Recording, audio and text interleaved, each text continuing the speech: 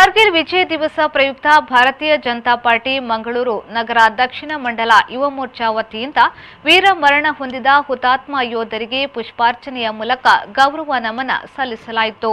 ಕದ್ರಿಯಾ ಯುದ್ಧ ಸ್ಮಾರಕದಲ್ಲಿ ಯುವ ಮೋರ್ಚಾ ಅಧ್ಯಕ್ಷ ಅಶ್ವಿತ್ ಕೊಟ್ಟಾರೆ ನೇತೃತ್ವದಲ್ಲಿ ಯೋಧರಿಗೆ ನಮನ ಹಾಗೂ ಕಾರ್ಗಿಲ್ ಯುದ್ಧದಲ್ಲಿ ಭಾಗಿಯಾದ ಅಪ್ಪು ಶೆಟ್ಟಿಯವರಿಗೆ ಸನ್ಮಾನ ಕಾರ್ಯಕ್ರಮ ನಡೆಯಿತು. ಈ ವೇಳೆ ಬಿಜೆಪಿಯ ಹಿರಿಯ ಮುಖಂಡ ರವಿಶಂಕರ್ ಅವರು ಮಾತನಾಡಿ, ಸೈನಿಕರು ದೇಶಕ್ಕಾಗಿ ಸೇವೆ ಮಾಡುತ್ತಾರೆ, ಅವರಿಗೆ ಗೌರವ ನೀಡುವುದು ನಮ್ಮೆಲ್ಲರ ಕರ್ತವ್ಯವಾಗಿದೆ ಎಂದು ಹೇಳಿದರು.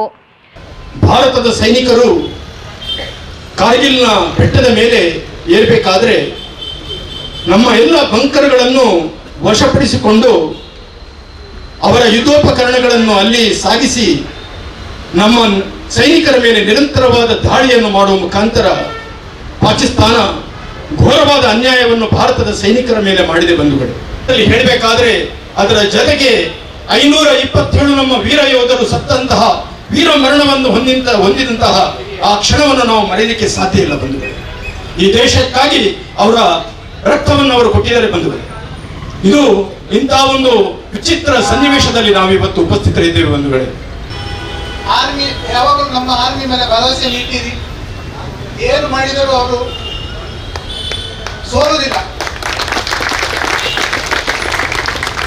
ಏನು ಮಾಡಿದರೂ ಅವರು ಸೋಲುವುದಿಲ್ಲ. ನಮ್ಮ ದೇಶದ ರಕ್ಷಣೆಯನ್ನು ಮಾಡಿಯೇ ಮಾಡ್ತಾರೆ. ಎಂಥ ಸಿಚುವೇಶನ್ ಬರಲಿ ನಮಗೆ ಆರ್ಮಿಯನ್ನು ಕರೀತಾರೆ. ಅಲ್ಲಿಗೆ ಅವರು ಎಲ್ಲಿ ಓಡಿ ಹೋಗುವುದಿಲ್ಲ. ಎಲ್ಲರೂ ಅವರಿಗೆ ಎದೆ ಕೊಟ್ಟು ನಮ್ಮ ದೇಶವನ್ನು ರಕ್ಷಣೆ ಮಾಡ್ತಾರೆ. ಈ ಸಂದರ್ಭದಲ್ಲಿ ಮುಖಂಡರಾದ ನಿತಿನ್ ಕುಮಾರ್, ಮಹೇಶ್ ಜೋಗಿ, ರಮೇಶ್ ಹೆಗ್ಡಿ, ಪೂರ್ಣಿಮಾ ರಾವ್, ರಮೇಶ್ ಕಂಡೇಟು, ಪಾಲಿಕೆಯ ಸದಸ್ಯರಾದ ಪೂರ್ಣಿಮಾ, ಲೀಲಾವತಿ, ಶೈಲೇಶ್ ಶೆಟ್ಟಿ, ಶಕಿಲಾ ಕಾವಾ, ಸಂದೀಪ್ ಗರೂಡಿ, ವೀಣಾ ಮಂಗಳ, ಪ್ರಧಾನ ಕಾರ್ಯದರ್ಶಿ ಯತೀಶ್ ಹಾರ್ವರ್, ಜಗದೀಶ್ ಶೆಟ್ಟಿ ಬೋಳೂರು, ಋತಿಕ್ ಕದ್ರಿ, ಮೌನೇಶ್ ಚೌಟ, ರಮೇಶ್ ಹೆಗ್ಡೆ, ಯುವ ಮೋರ್ಚಾ ಪದಾಧಿಕಾರಿಗಳು ಉಪಸ್ಥಿತರಿದ್ದರು.